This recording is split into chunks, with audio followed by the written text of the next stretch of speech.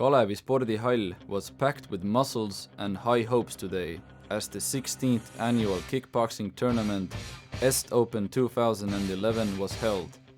The competition, organized by the Estonian Kickboxing Federation, started on Friday, and after the arrival of the judges and weighing of the competitors, the draw for Saturday's qualification fights was made.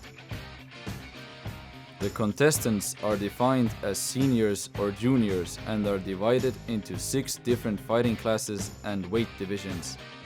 After warming up for their upcoming fights, the competitors finally got their chance to show what they're made of and fight for a place on the podium. The crowd had a chance to witness the skills of fighters from 10 different countries, and needless to say, the spectators were amazed by the amount of talent shown in the fighting ring. Men and women fought so hard that the floor had to be wiped clean from blood on several occasions.